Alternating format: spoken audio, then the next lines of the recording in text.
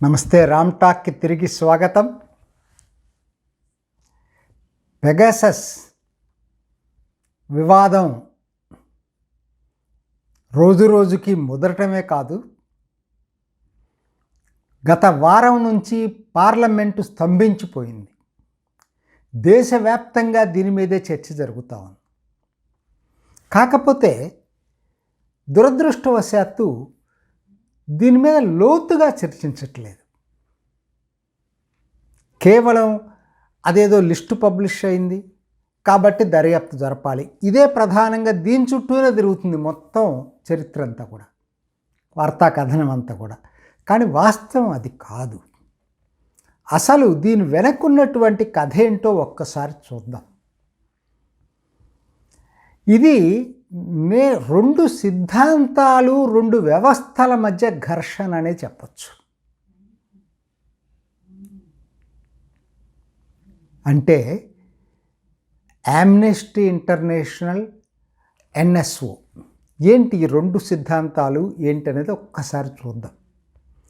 Amnesty international 1961లో లండన్లో స్థాపించబడిన ఒక ఎన్జిఓ.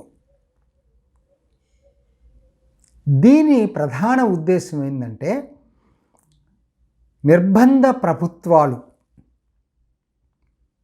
సామాన్య ప్రజల్ని బంధించి ఖైదీలుగా ఉంచితే వాళ్ళ తరఫున వాళ్ళకి న్యాయం కోసం పోట్లాడటం కోసం ఏర్పడినటువంటి సంస్థ ఇది. ఉద్దేశం చాలా నోబుల్గా ఉంది. కాకపోతే వచ్చే కొంది రాను ఈ సంస్థ ఎలా అయిపోయిందంటే, ఎవరి తరఫున ఎక్కువ వాదిస్తుందంటే, ఎవరైతే తీవ్రవాదులుగా ముద్రపడ్డారో, వామపక్ష తీవ్రవాదులుగా, దానికి మద్దతిచ్చే మేధావులు, దానికి మద్దతిచ్చే మానవ హక్కులు, వీళ్ళని కాపాడటం కోసం, వాళ్ళ కోసమే పనిచేసే దీంట్లో ఆమ్నెస్టీ ఇంటర్నేషనల్ తయారైంది. రెండోది, ఈ ఇటీవల కాలంలో వచ్చినటువంటి రాడికల్ ఇస్లాం తీవ్రవాదులు. ఈ రెండింటినీ భుజాన వేసుకుని ఆమ్నెస్టీ ఇంటర్నేషనల్ వెళ్ళటం అనేది చాలా ఆశ్చర్యకరంగా ఉంది. ఓకే, మానవ హక్కులు కొంత ఈ తీవ్రవాదుల విషయంలో హననం జరుగుతున్న మాట వాస్తవం, నేను కాదంటలేదు. ఏ ప్రభుత్వమైనా సరే అలా కాకుండా అయితే వాళ్ళని కట్టడి చేయటం కూడా చాలా కష్టమైనటువంటి పని. సో వాళ్ళది రాను ఆ విధంగా కార్యక్రమాలు మొదలైపోయి భారతదేశంలో కూడా వివాదమైంది. ఇది భారతదేశంలో కూడా మొత్తం ఒక రాజకీయ వైఖరి తీసుకుంది. మోడీ వ్యతిరేక వైఖరిని ఈ ఆమ్నెస్టీ ఇంటర్నేషనల్ తీసుకుంది. అట్లానే ఇక్కడ వామపక్ష తీవ్రవాద మేధావులు ఉదాహరణకి భీమా కోరిక కేసు కూడా ఈ ఆమ్నెస్టీ ఇంటర్నేషనల్ ఇన్వాల్వ్ అయింది. భారత ప్రభుత్వం ఏం చెప్పింది, ఎన్జిఓల మీద ఈ మధ్య వేటు వేసింది, చాలామంది ఫారిన్ ఎన్జిఓస్ మీద. ఏం చెప్పిందంటే, కంపల్సరీగా వాళ్ళు అకౌంటింగ్ డీటెయిల్స్ ప్రభుత్వానికి ఇవ్వాలి, ఎంత ఖర్చు పెడుతున్నారు ఈ భారతదేశంలో ఇతర దేశాల నిధులు అని చెప్పి. తప్పే ఉందానికి? మన దేశంలో మీరు వచ్చి కార్యకలాపాలు చేసేటప్పుడు ఈ దేశంలో ఎందుకోసం మీరు డబ్బులు ఖర్చు పెడుతున్నారో, ఇన్ని కోట్ల రూపాయలు తీసుకొచ్చి ఇక్కడ దేనికి ఖర్చు పెడుతున్నారో చెప్పాల్సినటువంటి బాధ్యత మీకుందా లేదా? అది అడిగినందుకు మోడీ ప్రభుత్వం నిరంకుశంగా ప్రవర్తిస్తుందని చెప్పి మాట్లాడుతుంది. సో టోటల్గా ఏంటంటే, ఆమ్నెస్టీ ఇంటర్నేషనల్ ఎందుకు ఇంత గుంభనంగా ఎక్స్పెండిచర్ డీటెయిల్స్ ఇవ్వకుండా భారతదేశానికి ఉంది? సో దీంతో వివాదం అయిపోయింది ఆమ్నెస్టీ ఇంటర్నేషనల్. సో వీళ్ళు ఈ మానవ హక్కుల పేరుతోటి రాను నేను చెప్పిన మానవ హక్కులు ఖచ్చితంగా కొంత దెబ్బతింటున్నాయి అనేది నేనైతే వ్యక్తిగతంగా ఫీల్ అవుతున్నాను. కానీ తప్పదు అక్కడ పరిస్థితులు. ఎందుకనంటే ఇవాళ తీవ్రవాదం అనేది వాళ్ళు ఎన్నో నూతన పోకడలు కనిపెట్టారు. వాళ్ళని పట్టుకోవడం అని తేలిక కాదు వాళ్ళ రోజుల్లో. వాళ్ళ కుటుంబంలో ఉండేటువంటి అమ్మా నాన్నలకు తెలియదు, భార్యకు కూడా తెలియదు. అంత రహస్యంగా పనిచేస్తున్న తీవ్రవాద సంస్థలు. అటువంటప్పుడు ఖచ్చితంగా కొంత దీన్ని నిరంకుశత్వం ఉంటుంది వాటిలో. అయితే దాంతోపాటు అమాయకులను కూడా, నిజమైన అమాయకుల మీద ఏదైనా మానవ హక్కులు జరిగినప్పుడు మాత్రం ఖచ్చితంగా ఆమ్నెస్టీ ఇంటర్నేషనల్ పాత్రని మనం ఒప్పుకుందాం. కానీ నేను చెప్పాను కదా, రాను వాటికే ఉపయోగపడతాం. సరే, వీళ్ళకి ఇంకో దెబ్బ ఎక్కడ తగిలిందంటే 2010లో ఇజ్రాయెల్లో ఎన్ఎస్ఓ, అంతవరకు ఇజ్రాయెల్ గూఢచార సంస్థలో పనిచేసినటువంటి వాళ్ళు ఎన్ఎస్ఓను ఒక ఎన్జిఓను స్టార్ట్ చేశారు. దాంట్లో నుంచే ఒక విభాగం ఏంటంటే ఈ పెగాసిస్ అనేటువంటిది ఒక గూఢచర్య, దీని మీద ఒక స్పైవేర్, సైబర్ దీంట్లో స్పైవేరు ఎలా వాడాలనే దాని మీద ఒకటి తయారు చేసుకొని, నిపుణులతో తయారు చేసుకొని, వాళ్ళు ఎవరికంటే ప్రభుత్వాలకి దీన్ని అమ్ముతున్నారు. ఏంటి వాళ్ళు చేసేది?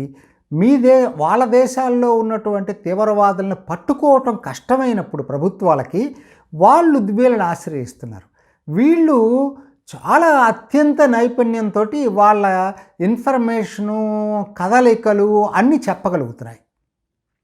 ఇది దీని ప్రధాన ఉద్దేశం. అంటే ఏంటి? ఆమ్నెస్టీ ఇంటర్నేషనల్ మానవ హక్కుల పేరుతోటి కేవలం అమాయకులనే కాకుండా తీవ్రవాదులను కూడా రక్షిస్తుంది. కాబట్టి దానికి ప్రతిగా ఇవాళ పెగాసిస్ అనేది గూఢచారి సీరియస్ క్రైమ్స్ కానీ, అట్లానే ఈ తీవ్రవాద కార్యకలాపాలు చేసే వాళ్ళకి సంబంధించి గుట్టు రట్టు చేస్తూ ఉంది ప్రభుత్వాలకు ముందు. ప్రభుత్వం దగ్గర సామర్థ్యం లేని చోట వీళ్ళ సామర్థ్యంతో ప్రభుత్వాలు వాళ్ళని పట్టుకోగలుగుతున్నారు. ఇది సమస్య అసలు. ఇది ఆమ్నెస్టీ ఇంటర్నేషనల్కి మింగుడు పడలేదు. 61లో స్టార్ట్ చేసిన కాడి నుంచి అప్రతిహతంగా సాగుతుంది. ఆల్మోస్ట్ వాళ్ళు మానవ హక్కుల పేరుతోటి ఒక విధంగా ప్రభుత్వాలు చాలా ఇబ్బందికరంగా ఫీల్ అవుతున్నాయి. సో దాన్ని అరికట్టడం కోసం ఇప్పుడు ఇది వచ్చిన తర్వాత ఇజ్రాయిల్లో వచ్చిన ఎన్ఎస్ఓ వచ్చిన తర్వాత కొంతవరకు ప్రభుత్వాలకి ఊరట కలిగింది. సో ఇప్పుడు సమస్య ఏంటంటే ఆమ్నెస్టీ ఇప్పుడు భారతదేశంలో జరిగిందో తర్వాత వస్తాను. సమస్య ఏంటంటే ఆమ్నెస్టీ ఇంటర్నేషనల్ అనేది ఎట్లయినా సరే ఈ 2010లో మొదలైన ఎన్ఎస్ఓని అప్రతిష్ట పాలు చేయాలి, అవసరమైతే దాన్ని నిషేధించాలి. చివరికి ఇజ్రాయెల్ దేశంలో కోర్టులో కూడా అప్పీల్ చేశారు. అసలు ఈ స్పైవేర్ని ఇతర దేశాలకు ఎగుమతి చేయకూడదని చెప్పి కోర్టులో అప్పీల్ కూడా చేశారు. సో అంత గొడవ ఈ రెండింటి మధ్య నడుస్తుంది, ఎన్ఎస్ఓకి ఆమ్నెస్టీ ఇంటర్నేషనల్. కాబట్టి అసలు తగాద వీళ్ళిద్దరి మధ్య. దాన్ని మనం మర్చిపోతున్నాం. ఈ నేపథ్యం అర్థం కాకుండా కేవలం మనం ఏదో లిస్టు బయటకు వచ్చింది, దాని మీద దర్యాప్తు జరగండి అని అనుకోవటం అంటే పైనే మనం చూస్తున్నాం తప్పితే దీని లోతుల్లోకి వెళ్ళట్లేదు మనం. ఇప్పుడు వద్దాం అసలు విషయం.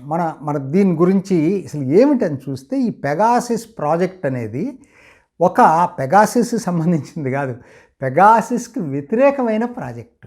ఏంటంటే అసలు పెగాసిస్ గుట్టు రట్టు చేయాలని చెప్పి ఒక 4 సంస్థలు, ఏమేంటవి? ఫర్బిడన్ స్టోరీస్, ఫ్రెంచ్ది నాన్ ప్రాఫిట్ ఆర్గనైజేషన్ అదొకటి, ఆమ్నెస్టీ ఇంటర్నేషనల్ ఇందాకనే మాట్లాడుకున్నాం, సిటిజన్ ల్యాబ్, ఫారెన్సిక్ ఆర్కిటెక్చర్. ఈ 4 సంస్థలు ఒక కన్సార్షియంగా ఏర్పడి 17 మీడియా సంస్థలు, 10 దేశాలకు సంబంధించిన 17 మీడియా సంస్థలతో కొలాబరేట్ అయ్యి వీళ్ళందరూ కలిసి ఈ పెగాసిస్ సాఫ్ట్వేర్ గుట్టు రట్టు చేయాలని చెప్పి కంకణం కట్టుకున్నారు. దీని కన్సార్షియం ఉద్దేశం అది. సో ఇదేంటి? ఒక సిద్ధాంత తగాదా.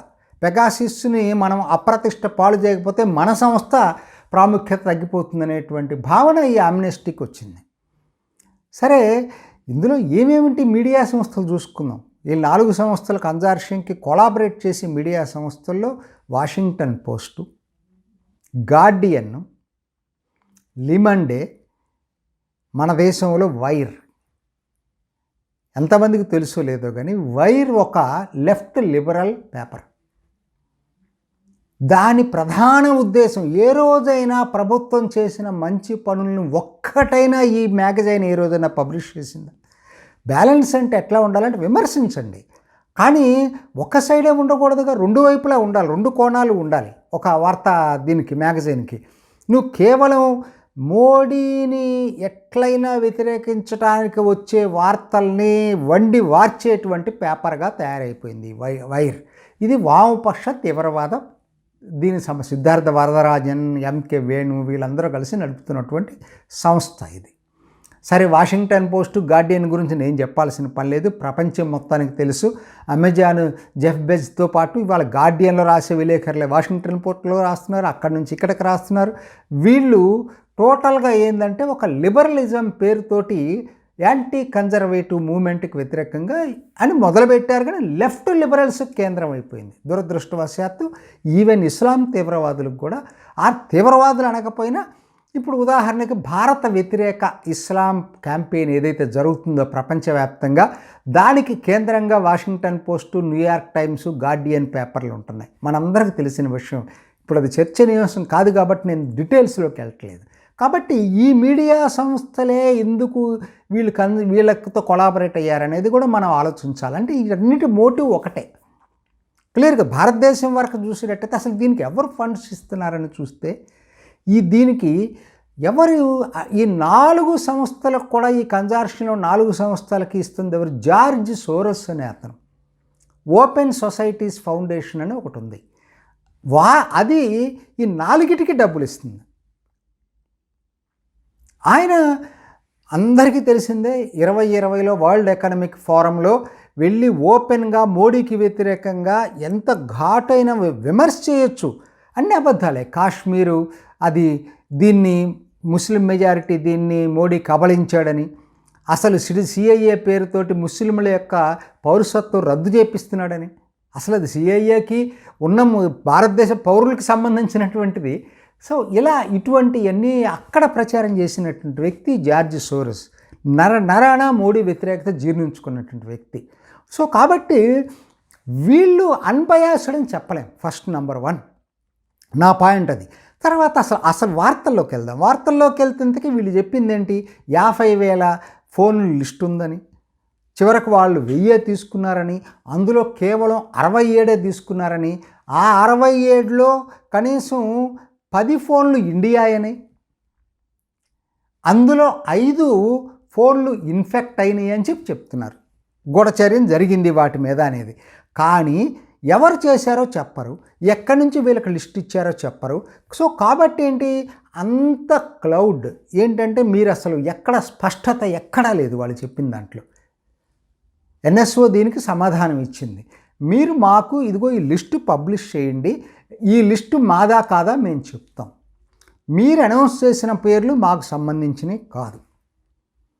మీరు ఎక్కడో ఏదో పబ్లిక్ డొమైన్లో ఒక లిస్టు తీసుకొని అది పెగాసస్ ఎన్ఎస్ఓదని చెప్తే మా క్లయింట్లు ఎవరో మాకు తెలుసు, కానీ మీరు ఇచ్చినటువంటి లిస్ట్ ఎక్కడి నుంచి వచ్చిందో మాకు తెలియదు. స్పష్టంగా చెప్తున్నారు. మీరు మాకు ఇవ్వండి అని చెప్తుంటే వాళ్ళకెవరు వీళ్ళు మళ్ళీ వీళ్ళు స్కాన్ ఎక్కడి నుంచి చేశారో తెలియదు. ఆండ్రాయిడ్ ఫోన్ స్కాన్ చేయదట, అది ఐఫోనే చేస్తుందట. మరి అదేమి టెక్నాలజీ వాళ్ళది నాకు అర్థం కావు. అన్నీ ఏంటంటే పొటెన్షియల్ టార్గెట్స్ అంటారు. అంటే ఈ నంబర్లు జరిగి ఉండొచ్చు, జరిగాయని చెప్పట్లే వాళ్ళు. ఇదేంటి అసలు గాలిలో దీపం పెట్టినట్టుగా జరిగి ఉండొచ్చు, అయి ఉండొచ్చు. నివేదిక చదివిన వాళ్ళకి ఎవరికైనా అర్థమవుతుంది. దీని మీద ప్రభుత్వం ఎలా రియాక్ట్ అవుతుంది? ప్రాథమికంగా కొంతన్నా సరే మీరు సమాచారాన్ని సేకరించి ఇవ్వాలి కదా. ఎవ్వరు చెప్పట్లేదు దీని మీద. భారతదేశంలో 300 ఫోన్లు ఈ విధంగా ట్యాపింగ్ గురైనాయి అని చెప్తున్నారు. కానీ ఆ 300 ఫోన్లు ఎక్కడి నుంచి వచ్చిందో ఆ లిస్టు కూడా పూర్తి లిస్టు బయట పెట్టట్లేదు. సో కాబట్టి ఇప్పుడంతా వివాదం ఏమైపోయిందంటే, అసలు పెగాసిస్ ఇండియా ఎంగేజ్ చేసిందా లేదా అని పార్లమెంట్ సభ్యులు కొంతమంది అడుగుతున్నారు. ఇది నా దృష్టిలో చాలా కరెక్ట్ అయినటువంటి పద్ధతి కాదు. ఎందుకనంటే భారతదేశంలోనే ఎంగేజ్ చేసుకోవాల్సిన పని లేదు కదా. బోర్డర్ స్టేట్ పాకిస్తాన్ గురించి కూడా భారతదేశం ఎంగేజ్ చేసుకొని ఉండొచ్చు కదా పెగాసస్ని. అవన్నీ ఇప్పుడు మనం బయటపెట్టి చెప్పలేరు కదా. దానికి రెండోది బడ్జెట్ పెరిగింది. నేషనల్ సెక్యూరిటీ బడ్జెట్లో వివరాలు ఏమాత్రం కొంత అనుభవం ఉన్న వాళ్ళకు కూడా ప్రయారిటీ ఒక్కొక్క గవర్నమెంట్ అంత ప్రయారిటీ ఇచ్చిండకపోవచ్చు, ఇంకొక గవర్నమెంట్ ఇచ్చినాడు. కాబట్టి ఇవన్నీ కూడా ఏదో కల్పించి చెప్తున్నట్టుగా అనిపిస్తున్నాయి తప్పితే నిజంగా వీళ్ళకి అసలు ఏది అనేది ప్రాథమిక ఆధారాలు లేవు. నా పాయింట్ అది. జరగలేదని కూడా నేను కూడా చెప్పట్లేదు. అటువంటప్పుడు మీరేంటి పార్లమెంట్ను స్తంభించడం దేని? మీకు తెలుసు పార్లమెంట్ ద్వారా ఇది జరగదు, ప్రాథమిక ఆధారాలు లేని ఉంటేనే ప్రభుత్వాలు రియాక్ట్ కావు. కాబట్టి కానప్పుడు ఏంటి, మీరు న్యాయస్థానాన్ని ఆశ్రయించండి, వాళ్ళ ద్వారా దర్యాప్తు కోరండి. కానీ పార్లమెంటుని ఆపేసి చట్టాలను ఆపటం అనేది ఏమాత్రం కరెక్టో నేను వాళ్ళందరికీ కూడా మళ్ళీ ఇంకొకసారి పునఃసమీక్షించుకోమని విజ్ఞప్తి చేస్తున్నా. కాబట్టి ఇదంతా చివరికి ఏంటంటే ఎన్ఎస్ఓ వర్సెస్ యామ్నాస్టీ ఘర్షణగా కనపడుతుంది. లిస్టు బయటకు వచ్చినాయి, 50,000 అంటారు, మళ్ళీ 1000 అంటారు, 67 చేశామంటారు. అసలు అంత ఏమాత్రం స్పష్టత లేదు. ఇది అయ్యుండొచ్చు అంటారు. అసలు ఎక్కడైనా ఇది రిపోర్ట్ కింద ఎవడైనా తీసుకుంటాడా దీన్ని? దీనికోసం పార్లమెంట్ అంతా స్తంభించడానికి న్యాయస్థానాన్ని ఆశ్రయించండి, పార్లమెంట్ని సజావుగా జరగనివ్వండి. ఇంకా ఎన్నో వస్తాయి.